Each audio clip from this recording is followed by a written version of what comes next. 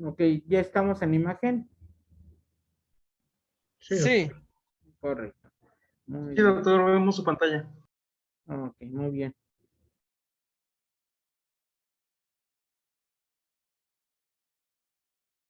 Ok.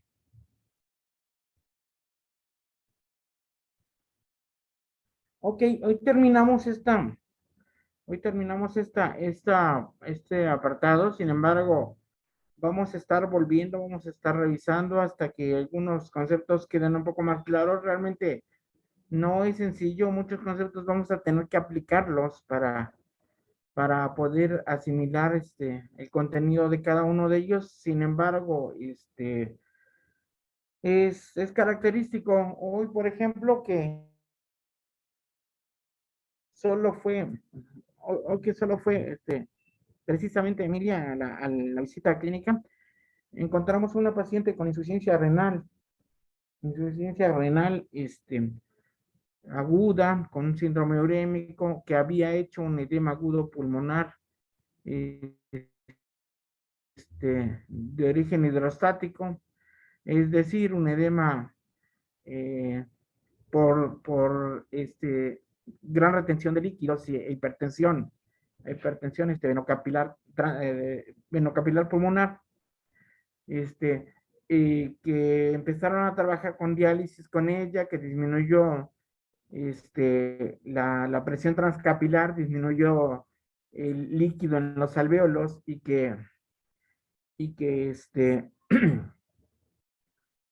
que originalmente había sido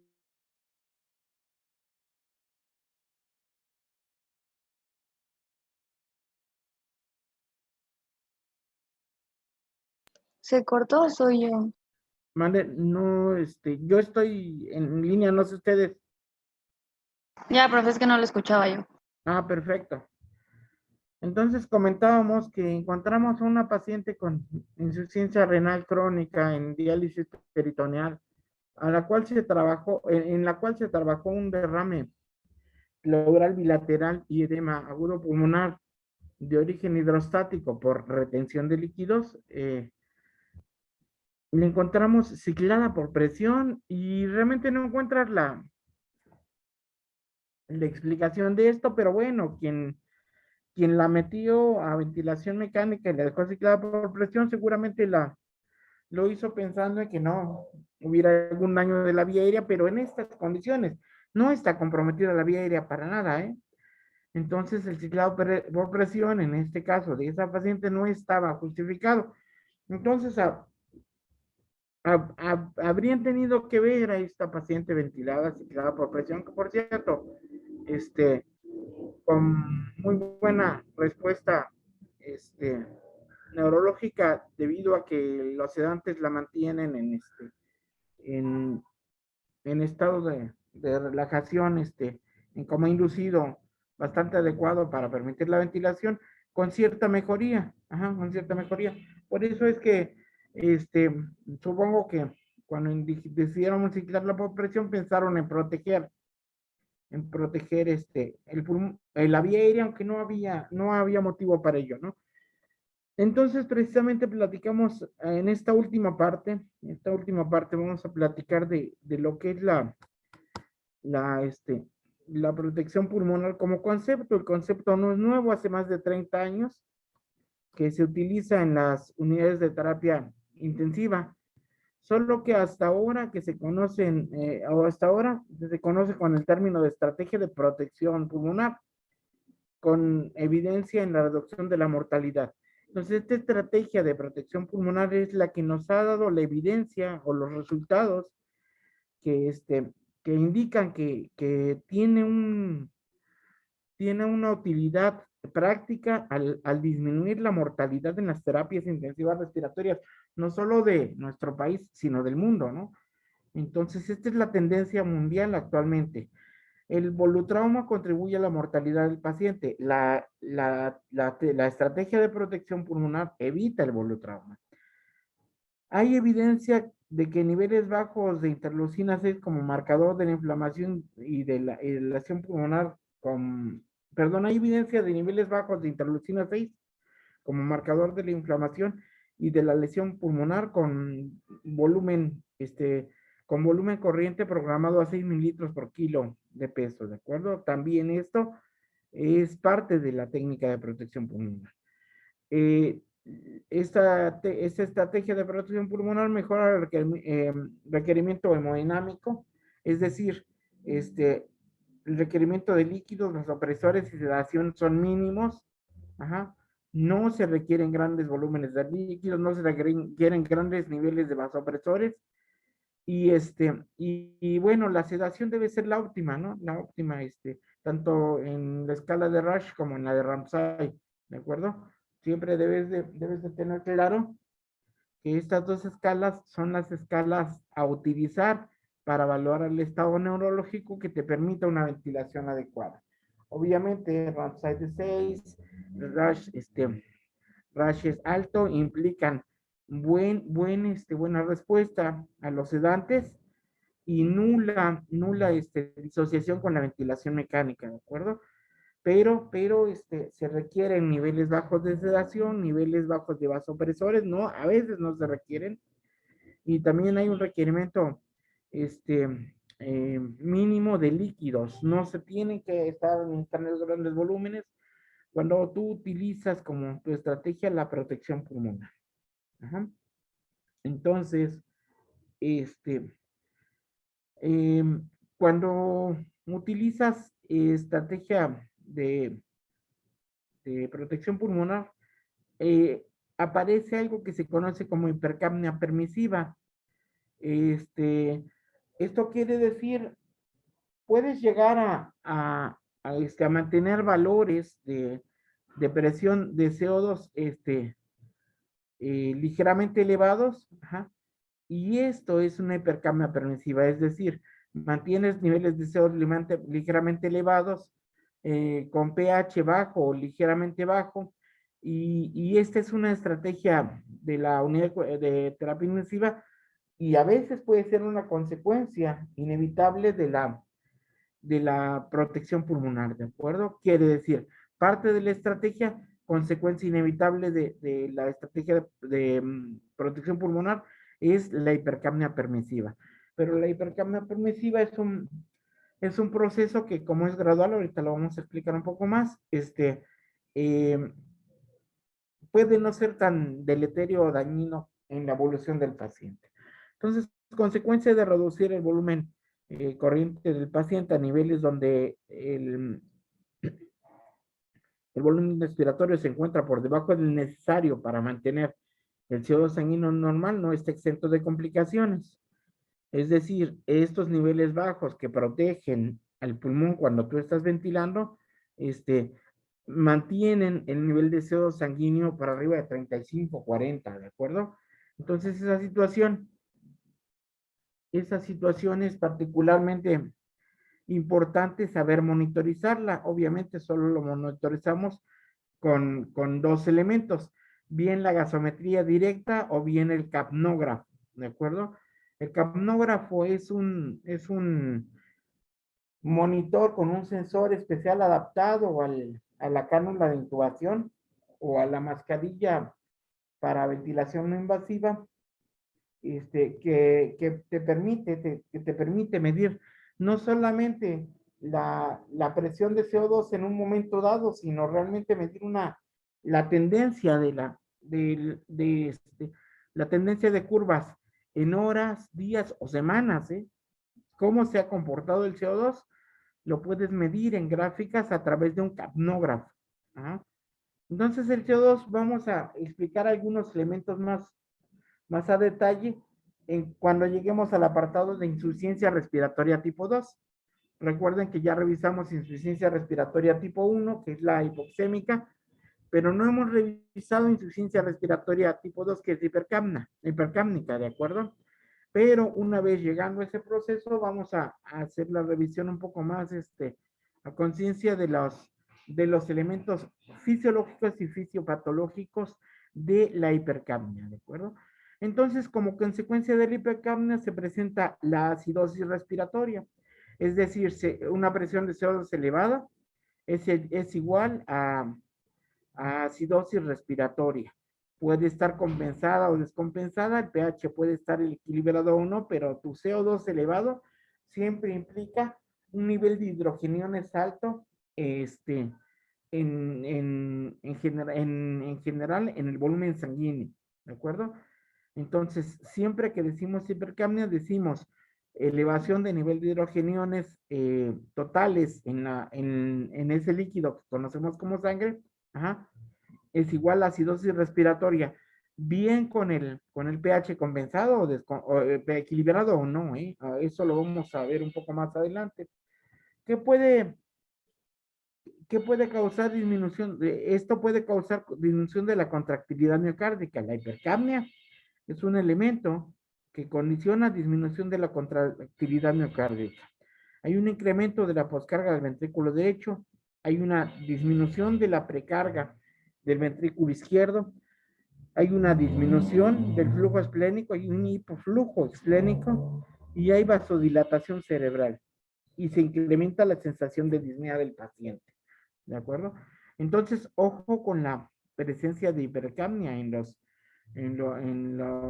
procesos de apoyo con ventilación mecánica, ¿de acuerdo? Mucho cuidado, porque la hipercapnia es un elemento que influye en el estado neurológico del paciente, este, en la reserva de flujo esplénico, ajá, y disminuye dos elementos importantes que contribuyen a la caída del gasto cardíaco, que es un incremento de la poscarga del ventrículo derecho y una disminución de la precarga del ventrículo izquierdo, ¿de acuerdo? Entonces, este es un elemento realmente, si no lo controlamos, si no sabemos monitorizarlo, es un elemento verdaderamente pernicioso, ¿eh? Entonces, la hipercapnia pasa a ser de permisiva a perniciosa cuando no sabes monitorizar los efectos de la elevación de la presión de CO2. Cuando nosotros decimos que la presión de CO2 está elevada por arriba de 35, 40 milímetros de mercurio, entonces estamos hablando de ese volumen total de hidrogeniones elevado, porque el CO2 es imaginen ustedes como un delincuente vestido de paisano, ¿de acuerdo? Es decir, el CO2 son solo hidrogeniones, ¿eh? Son solo hidrogeniones que por su situación,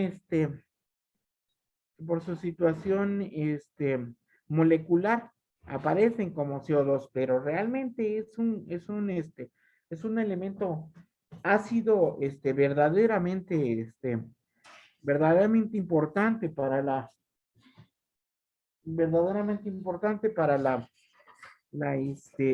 funcionalidad en general de todo el organismo. La hipercapnia es menos perjudicial si se establece durante varios días. Es decir, ¿cuál es la diferencia entre hipercapnia permisiva e hipercapnia perniciosa? Bueno, la hipercapnia permisiva se establece durante varios días y la hipercapnia perniciosa se establece rápidamente. Si tú dejas caer en hipercapnia rápidamente a tu paciente, los efectos van a ser devastadores. Realmente el paciente cae en situaciones de inestabilidad hemodinámica. En ese momento tienes que utilizar mayor cantidad de aminas, etcétera, ¿no? Pero si tú regulas la forma en cómo va aumentando la hipercapnia a través de los días, el organismo tiende a utilizar mecanismos compensatorios para que ese exceso de hidrogeniones no sea tan lesivo para con los tejidos y para el funcionamiento de los diferentes órganos y sistemas. ¿Qué quiere decir esto? Esto quiere decir que cuando tú permites el desarrollo de hipercapnia, después de 5 a 7 días o durante 5 a 7 días, el organismo tiene tiempo suficiente para echar mano de elementos compensadores, ¿de acuerdo? Recuerden que tenemos en el sistema ácido base elementos ácidos y elementos buffer o equilibrantes del pH. Por supuesto, se echan a andar los elementos buffer, que son los elementos que neutralizan a los ácidos, a los hidrogeniones, y entonces no hay un efecto tan deleterio sobre el organismo, ¿de acuerdo? Entonces, esto de trabajar la hipercapnia es un concepto complejo, pero muy rutinario para quien trabaja en las terapias intensivas.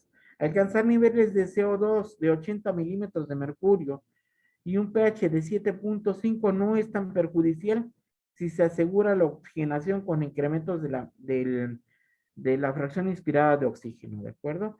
Y cuando esto ha ocurrido en el transcurso de varios días. No incrementar CO2 más de 10 milímetros de mercurio por hora en 2 o 3 días y que el pH no sea menor a 7.5 en el transcurso de 2 a 3 días, ¿de acuerdo? Si tienes un paciente en ventilación mecánica que empieza a desarrollar hipercapnia, este, con, con tu estrategia de ventilación, entonces tienes que modificar esa estrategia de ventilación.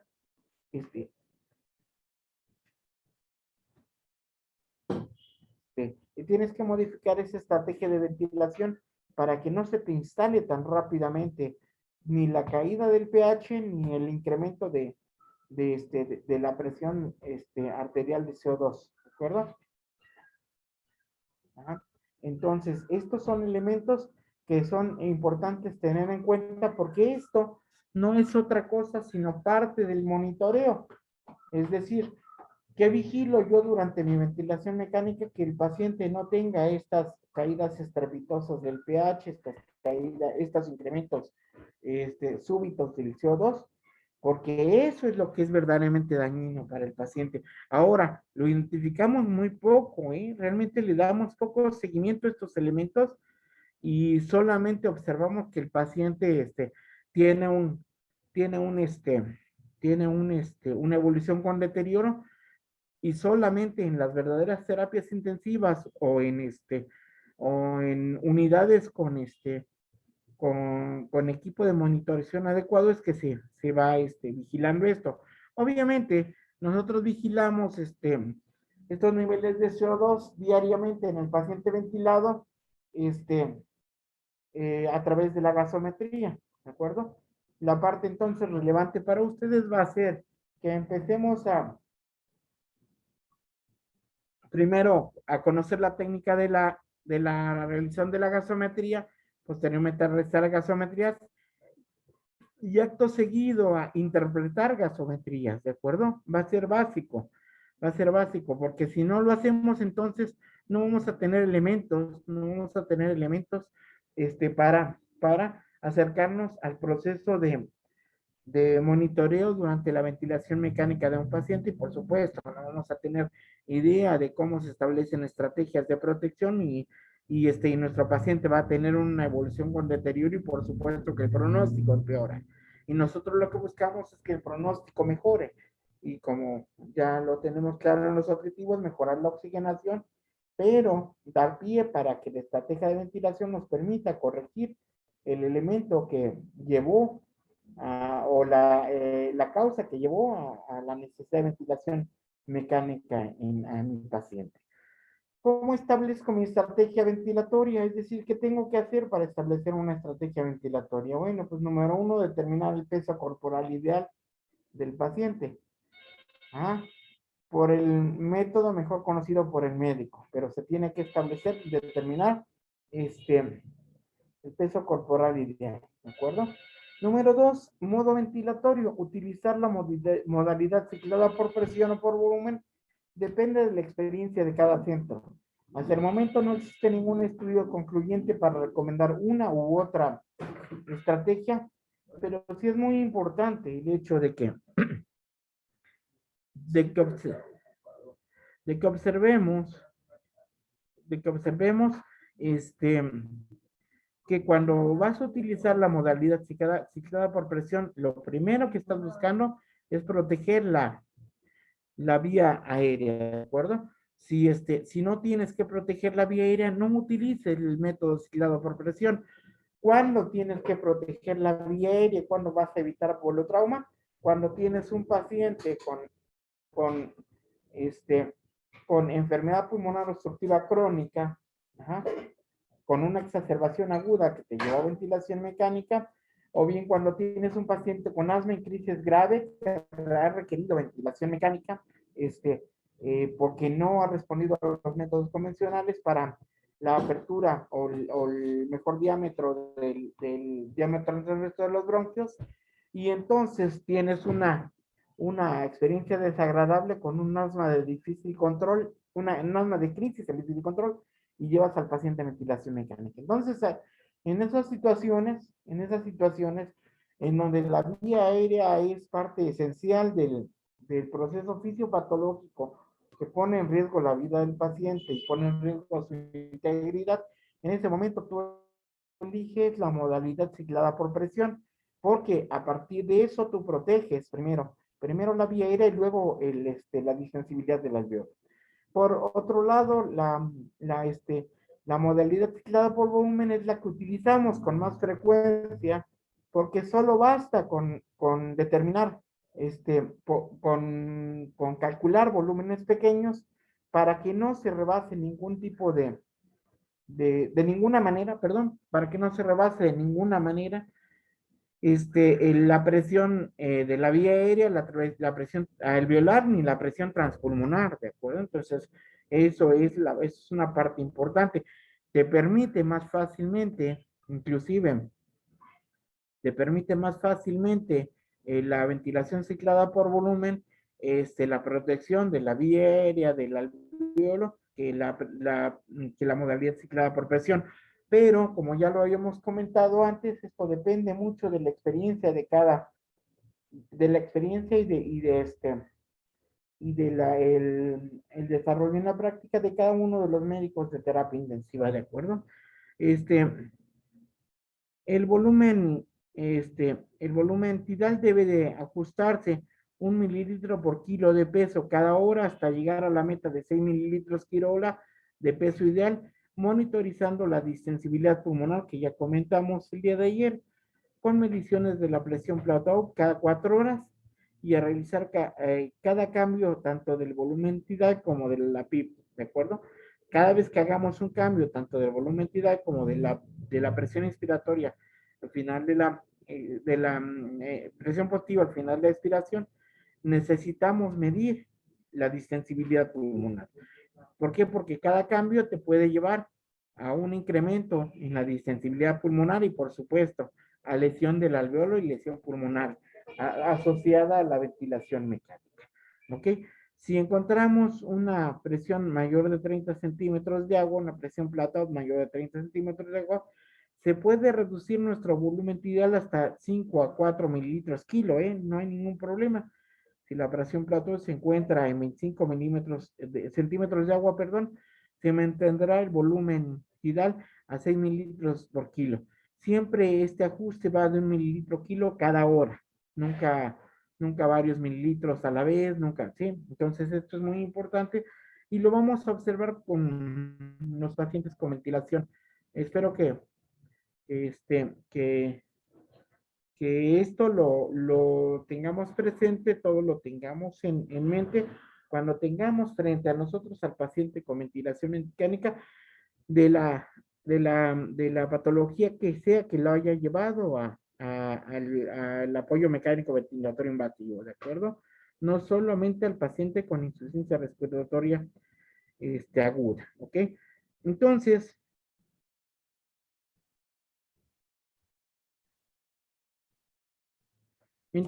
la frecuencia respiratoria también deberá ajustarse inicialmente para mantener un volumen mínimo adecuado. Es decir, en la frecuencia respiratoria alta, muy alta, es perniciosa para el volumen minuto. La frecuencia respiratoria muy baja también es perniciosa para el volumen minuto. En mantener un volumen minuto, esto es mantener el pH entre 7.30 y 7.45 es el objetivo principal. Si se presenta acidosis respiratoria, los ajustes que se pueden aplicar al disminuir el pH, aplicar al disminuir el pH menor de 7.30, incrementan la frecuencia respiratoria para alcanzar un pH de 7.30 o más alto. Y se puede lograr esto cuando incrementas la frecuencia respiratoria por ahí de 30 a 35 respiraciones por minuto de la ventilación programada de tu ventilador, ¿de acuerdo? Por supuesto que estás hablando de la modalidad ciclada por volumen o por presión, en modo asisto controlado, ¿de acuerdo? Otra cosa es cuando determinas ventilar a tu paciente con modo mandatorio intermitente, ajá, en el que los parámetros tienes que cambiarlos de manera diferente. O cuando vas a meter a tu paciente a métodos parciales de ventilación para procesos de retiro, también tu modificación de estos parámetros es diferente, ¿eh? Si tú estás llevando a un paciente en el proceso de retiro de la ventilación mecánica y y cambiaste de asisto controlado a ventilación mandatoria intermitente, entonces cambias tus parámetros de manera distinta. Si cambiaste de ventilación mandatoria intermitente a ventilación espontánea del paciente apoyada ya sea por BiPAP o por CPAP, también los cambios son diferentes. Estamos hablando aquí del modo ventilatorio ciclado por presión o por volumen, pero cuando el paciente se encuentra en asisto control, es decir, control completo de la respiración asistida mecánicamente, ¿de acuerdo? Entonces, número 5, la relación inspiración-inspiración debe mantenerse en rangos normales y podrá disminuirse hasta una relación 1:1. Ese es el elemento, ajá, ese es el elemento objetivo a cumplir, y ahí estás cumpliendo con la meta de la famosa relación inversa. La famosa relación inversa no es otra cosa que disminuir la diferencia de los tiempos entre la inspiración y la expiración hasta igualarlos. Es decir, que dure igual la inspiración a la expiración. Al manejar al paciente con volúmenes epidurales bajos, no es recomendable llevar al paciente a relación inversa, ya que se puede llevar a disconfort del paciente, es decir, a que presente a que presente una incomodidad muy especial que te lleve a incrementar sedantes o miorrelajantes, y esto que te lleve a un trastorno miopático por sedantes o miorrelajantes, ¿de acuerdo?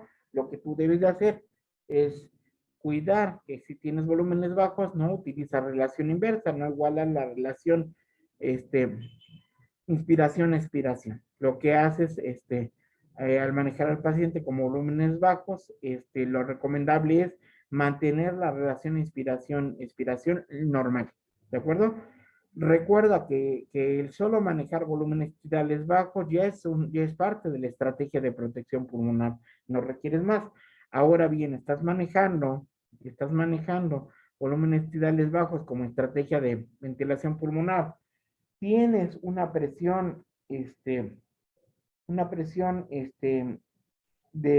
dióxido de carbono elevada en sangre, lo estás midiendo, pero mantienes una oxigenación adecuada, te mantienes con esos volúmenes bajos.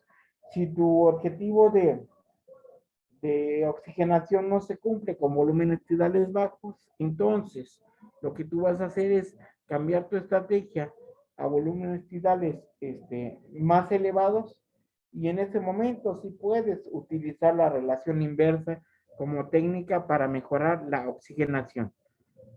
Recuerda que te he explicado que la relación inversa mejora o incrementa la presión de la vía aérea, y esto se traduce en un aumento de la presión alveolar y una mejora en la difusión de oxígeno, es decir, una entrega mejor de oxígeno del alveolo al vaso sanguíneo y una recepción mejor del vaso sanguíneo hacia el alveolo de CO2.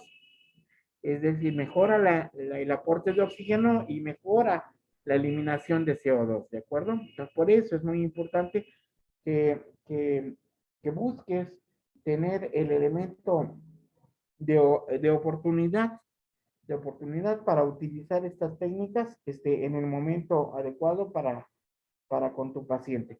¿Qué es lo que tienes que hacer? Bueno, pues tener a la mano los elementos de monitoreo para saber qué vas a modificar y no modificarlo de manera súbita, rápida sin cuidado. Recuerda, no estás jugando con una maquinita como aquellas antiguas de los videojuegos, ¿no? Que agarrabas la palanquita y estabas ahí pegándole duro y que para que funcionara le dabas un golpe. No, estás trabajando con un equipo mecánico asociado a una persona, ¿de acuerdo? Y eso es lo que debes de tener en cuenta siempre. Cuando nosotros tenemos un paciente que está conectado a ventilación mecánica, como este paciente que tuvo oportunidad de ver Ana Emilia hoy, esta señora con insuficiencia renal, apoyada con ventilación mecánica, no olvides jamás que hay una familia que está esperando que esta persona regrese a su casa, ¿de acuerdo? Y tú tienes la obligación de cuidar todos estos elementos, ¿de acuerdo? Este, Evita entonces utilizar relación inversa con volúmenes tidales bajos y vas a evitar un mayor número de eventos de disociación con la ventilación mecánica. Y es característico, encontramos al médico que metió a ventilación mecánica a su paciente,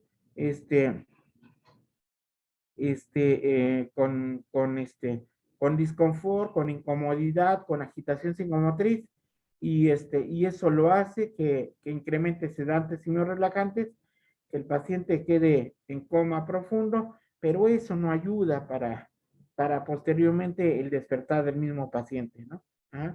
Un poco más adelante, cuando veamos insuficiencia respiratoria tipo 2, van a ver cómo nosotros podemos llevar a a deterioro cuando queremos, o decimos que queremos ayudar, y esto no es por otra cosa, sino por un elemento que es, ignorancia, ¿de acuerdo?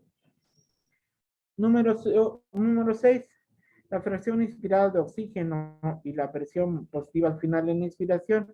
Uno de los objetivos de la ventilación mecánica es mejorar la oxigenación, específicamente en síndrome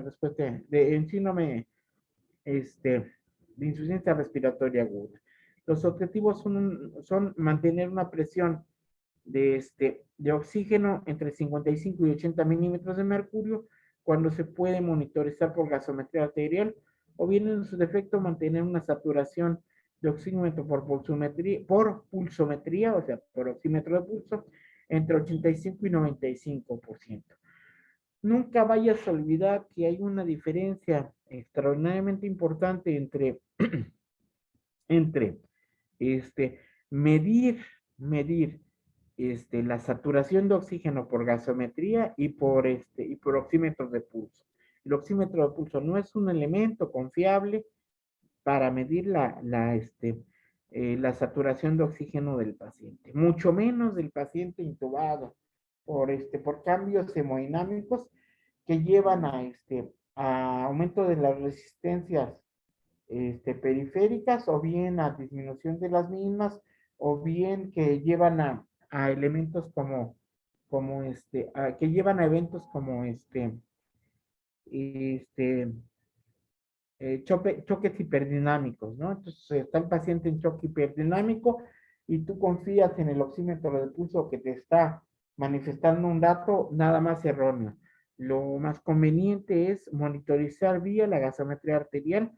Espero que, más bien voy a programar un pequeño grupo de 2 o 3 pacientes para la hora que tenemos la visita, para que empecemos a acercarnos a la técnica para tomar gasometría. Por supuesto que ustedes ya deben de estar revisando cuál es la técnica para toma de gasometría. Cuando lleguen a la visita clínica, vamos a ir platicando acerca de la técnica, pero la vamos a aplicar en el paciente, y obviamente esto necesita que cada uno de nosotros desarrolle previamente esta capacidad para ser capaz de tener una integridad, es decir, cada uno de nosotros debe tener una integridad psicoemocional cuando vas a atender a un paciente, ¿no? Definitivamente, si tenemos un elemento emocional que nos perturbe y no nos permita eh, realizar algún procedimiento que nos lleve a ansiedad, alguna cosa así, o las cosas no salen muy bien. Pero eso vamos a irlo trabajando, porque de lo que se trata es que precisamente el contacto con sus pacientes sea para intervención, ¿de acuerdo?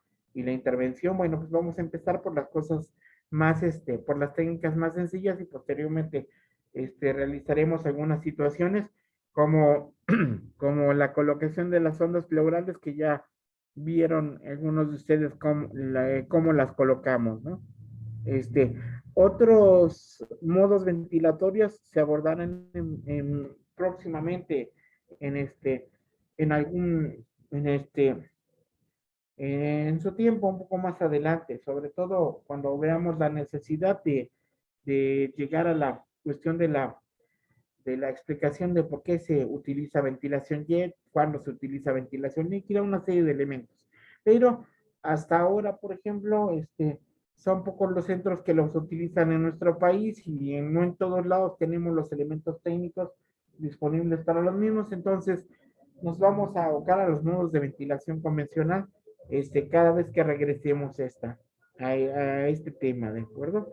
Y vamos a estar regresando, bueno, pues con la frecuencia que sea necesaria hasta que, hasta que logremos eh, hasta que logremos los objetivos de conocimiento y de acercamiento a situaciones como esta, que es muy complicada, que es la de la asistencia mecánica ventilatoria, pero que ustedes tienen la obligación de desarrollar ahora de una manera un poquito más como apresurada, porque les toca a ustedes les va a tocar a ustedes enfrentar elementos de síndrome de insuficiencia respiratoria, y van a tener que saber indicar cuándo enviar a un paciente, cuándo intubar al paciente, cuándo dar apoyo con ventiladores de traslado, con una serie de situaciones que definitivamente les van a corresponder cuando estén en el servicio social, ¿de acuerdo? Este, Finalmente, como siempre, les quiero agradecer por su paciente y amable atención. Pasamos a la etapa de las preguntas. A mí me preocupa mucho cuando yo no escucho que hay alguna pregunta, porque me parece que a lo mejor los términos quedan claros, pero nos queda el elemento de cuándo lo vamos a aplicar y cuándo lo vamos a ver en vivo. Bueno, pues cuando tengamos la posibilidad de estar cerca del paciente, no olviden que tenemos gráficas y medidas en los monitores, las revisamos, tenemos acceso al expediente, revisamos la situación por la cual han intubado a un paciente y verificamos si lo que se está haciendo en un momento dado es correcto o no es correcto, ¿no? Como en el caso del paciente que vimos hoy con anemia, que, que estaba aislado por presión sin que estuviera, ¿no? Pero bueno, entonces por el momento, entonces pasamos a la situación de las preguntas. Notarán que mi cámara no tiene muy buena definición, pero estoy utilizando otra compu por una cuestión técnica, ¿no? Ajá. ¿Tienen preguntas acerca de todo lo que hemos estado viendo sobre ventilación mecánica? ¿Sí, Johan? Sí, profe. Bueno, de hecho tengo ahorita una duda porque, bueno, ahorita que me comentó esto de la gasometría, bueno, yo sé que usted les va a enseñar más adelante la maniobra de Allen, como precisamente ahorita estaba comentando, que hay otras maniobras, pero cuando yo trabajaba y era técnico de laboratorio, me tocó trabajar mucho con gasometrías, hasta me enseñaron a calibrar los equipos y todo, o sea, así se tal cual agarrarlo. Este, pero la duda que yo tengo es que había un parámetro que se llamaba gradiente alveolo arterial. o era A menos AO2 o A menos AO2. No sé si en la maquinita ha visto que aparece bueno, ese Sí, parámetro. ahora no. Ahora Ajá, lo llaman papi. Ajá, nosotros lo ajá. conocimos con otro nombre, la escala. Pero realmente no es otra cosa sino la factorización de, de, este, de esos elementos que te llevan a determinar si el paciente cursa con lesión pulmonar o con insuficiencia respiratoria aguda, ¿no? Si es mayor, si es de 200, tiene que ver con lesión pulmonar aguda, y si es mayor de 300 con síndrome de insuficiencia respiratoria aguda, ¿no? Del adulto. Entonces, es un elemento que algunos gasómetros lo miden, no todos, algunos no lo miden, pero realmente lo que tú tienes que hacer es conocer la fórmula para que tú determines, aunque el gasómetro no te lo dé, para qué te sirve ese parámetro, ¿de acuerdo? Obviamente, obviamente, tú sabrás si tienes lesión pulmonar aguda, cuáles son los elementos que tienes que modificar para evitar que se siga lesionando más ese pulmón, ¿no?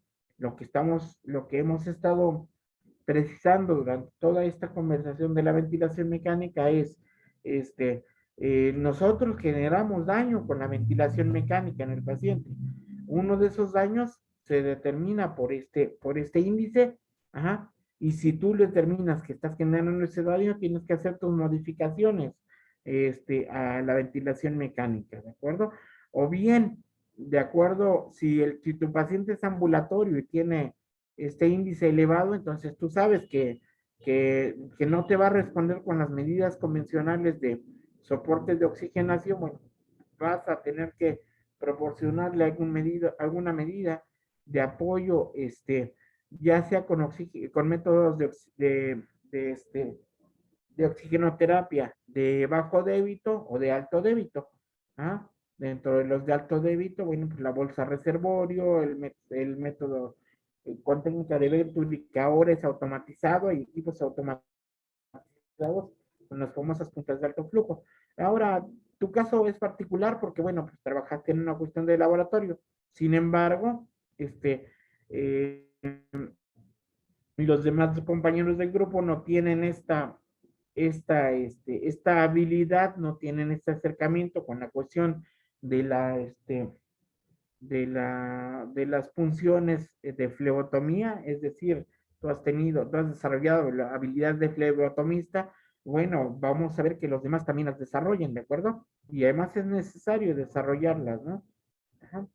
Este, Adelante, ¿alguien más con alguna pregunta? Una pregunta, doctor.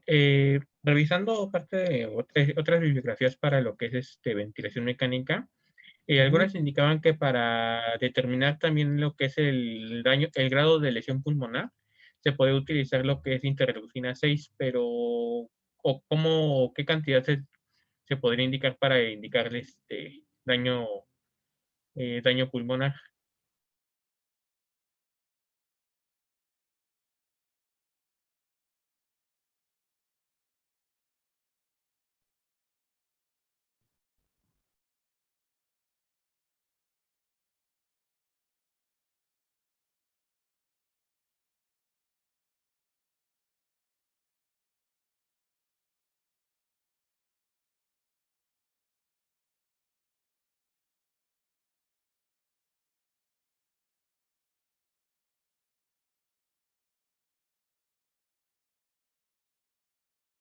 Se cortó la...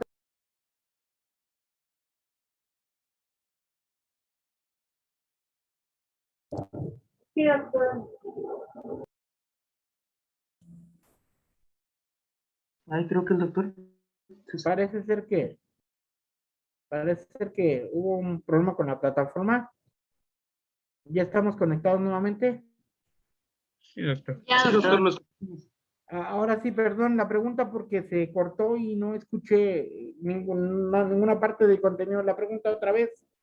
Bueno, es que estaba leyendo en algunos artículos que indicaban que como extra para determinar el daño o la lesión pulmonar, se utilizaban los marcadores de interleucina 6, pero ¿Qué valores Sí. o cómo lo podríamos, cómo podríamos determinar de esta manera? Porque sí, nada más indicaban que es interleucina 6, pero no indicaban qué valores podríamos determinar. Sí, por lo general son valores muy elevados de interleucina 6. Estamos hablando de niveles de interleucina 6 por arriba de 100. Son valores muy altos. Sin embargo, no en todas las unidades hospitalarias se tienen la metodología para medir interleucinas, ¿eh? Solamente en hospitales de tercer nivel y en algunas áreas en algunos lugares con equipo muy sofisticado. No es muy frecuente medir las interleucinas en hospitales de segundo nivel. Sí, sí en lugares donde se tienen áreas de terapia intensiva particulares, ¿no? ¿De acuerdo? Nosotros tenemos el defecto en el hospital de que no contamos con una terapia intensiva. Entonces, al no contar con una terapia intensiva, hay una serie de elementos que, que no, que no están a nuestro alcance, pero eso pasa en la mayoría de los hospitales. Interleucina C no es muy accesible para la evaluación, pero efectivamente solo niveles muy elevados indican lesión pulmonar, ¿de acuerdo? Antes de que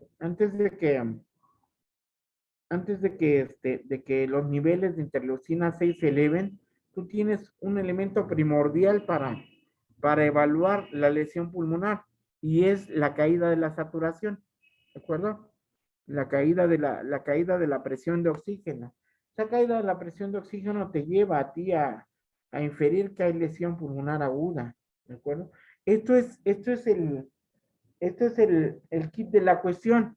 A veces es una situación tan sencilla y algunos elementos solamente nos corroboran que efectivamente estamos ante una lesión pulmonar, pero una caída de la presión de oxígeno, es una caída de la presión arterial de oxígeno de entre 5 y 10 milímetros de mercurio, te indican lesión pulmonar, ¿eh? Esos son indicativos de lesión pulmonar. Ajá. Ahora, de lesión pulmonar, sin ser cuantitativos de la gravedad de la misma, ¿de acuerdo? Ajá. Sí, para esas las menciones de interleucina, si se utilizan, lo mencionamos en la presentación. Ajá. ¿Alguien más tiene alguna pregunta? Yo sí quiero comentarles que antes de que abordemos cuestiones un poco más técnicas, necesitamos empezar por el principio. Y el principio es conocer la técnica de intubación, conocer la técnica de intubación, dominar teóricamente la técnica de intubación y en cuanto tengamos posibilidad, acercarnos para la situación de la práctica de la intubación, de la intubación de la vía aérea, ¿de acuerdo? Por supuesto que un hospital nos genera esa posibilidad, en cualquier momento, ¿eh? Paciente que se deteriora rápidamente, paciente que llega en mal estado a piso, inmediatamente, determinamos, asegurar la vía aérea y llevarle ventilación mecánica. En esos momentos, el hecho de que ustedes estén ahí con nosotros, van a observar, las técnicas de intubación y van a desarrollar intubación si tenemos posibilidad, ¿no? Tenemos posibilidad. Esto no vayan a olvidarlo. Cada vez va a ser más frecuente que ustedes tengan la necesidad de esto. No necesitan ser médicos urgenciólogos. Uno de los temas que tengo pendientes con ustedes, es el trauma de tórax, ¿no? No necesitan ser cirujanos de tórax. ¿Ah? Necesitan conocer los elementos para el diagnóstico clínico de las lesiones que produce el trauma de tórax. ¿Ah? Y ustedes ser capaces de trasladar a un paciente con seguridad, aún con tórax inestable, ¿no? Y les va a ocurrir en el servicio social, ¿no? Se van a encontrar con lesiones verdaderamente graves. Tenemos que aprender del diagnóstico y aprender del, de, de nuestro abordaje. Entonces, por ejemplo, cuando abordemos trauma de tórax, porque vamos a abordar un poco más adelante trauma de tórax, lo vamos a abordar desde la perspectiva no hospitalaria. Lo vamos a abordar desde la perspectiva prehospitalaria, ¿no? Digo, la perspectiva hospitalaria es la perspectiva del traumatólogo, del neurocirujano de columna, del cirujano cardiovascular, es otra situación, ¿no? El abordaje que nosotros vamos a hacer de trauma de tórax va a ser un abordaje clínico prehospitalario que nos permita a nosotros hacer diagnóstico de certeza, y ese diagnóstico de certeza nos tiene que dar seguridad en el paciente. Ahora, antes de la ventilación mecánica, que está la intubación de la vía aérea. Necesitan conocerla, y definitivamente yo soy un convencido de que ustedes deben de tener la práctica de la intubación lo más pronto posible, dado que elementos como la epidemia que por desgracia no se han solucionado, nos siguen afectando grandemente, ¿no? A lo mejor ustedes, a lo mejor ustedes están en la idea que tiene la mayoría de la población, espero que no. La mayoría de la población está en un concepto socioelectoral actualmente, y da la impresión como que si no tuviéramos ya epidemia, ya no hay pandemia, ya no hay neumonías virales por coronavirus. Eso es mentira. De Semana Santa a la fecha ha habido 16,000 defunciones, por coronavirus en nuestro país. En ningún otro país 16,000 defunciones no son importantes, para nosotros sí, y eso implica que no ha habido control total de la epidemia, ¿eh? El que algunos hospitales como el nuestro se ha abierto a la patología general es una necesidad que teníamos pendiente. Por eso, Ana Emilia, por eso Cristian, por eso Marlene, han visto casos muy, muy especiales, Liber, han visto casos muy especiales, Uriel, porque teníamos pendiente mucha patología que no habíamos atendido. Esta se fue complicando y estamos atendiendo pacientes verdaderamente con una gravedad extrema. Y por fortuna, Iván, hoy con Ana Emilia vimos una radiografía de un paciente que habíamos pronosticado que quizás se iba a quedar sin pulmón, y empezó a responder, ¿no? Empezó a recuperarse con la sonda pleural que le colocamos. Entonces, la perspectiva de la evolución del paciente es mucho más dinámica de lo que nos imaginamos. Pero entonces, lo que tienen que ir ustedes preparando son, qué técnicas son muy importantes que desarrollemos para que cuando estemos en el hospital nos acerquemos a esas técnicas. Pero recuerden que como vamos, que como tenemos que iniciar desde la A hasta la Z y estamos empezando por la A, bueno, pues vamos a desarrollar en las siguientes visitas la habilidad para interrogar a un paciente, para obtener datos para la historia clínica. Vamos a organizar nuestro interrogatorio e integrar nuestros datos para el diagnóstico. Luego vamos a afinar nuestra exploración física, es decir, vamos a aprender a desarrollar exploración física del aparato respiratorio. Y cuando entremos al tema de trauma de tórax, cuando entremos a otros temas que nos están faltando por ahí, ustedes van a tener elementos para irnos acercando cada vez más, no solamente a la cuestión teórica, sino más a la práctica, que es lo que me interesa con las visitas clínicas. Hoy dejaron a Ana Emilia sola en la visita, no fueron los demás. Está bien, dijimos que bueno, pues no hay ningún problema, pero sí están perdiendo esa oportunidad, ¿no? Están perdiendo el elemento de lo que nos está ofreciendo actualmente, la patología que estamos atendiendo en el hospital, ¿de acuerdo? Y bueno, si no hubiera alguna otra pregunta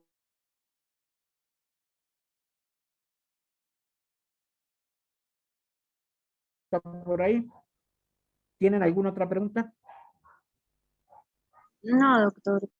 No, doctor.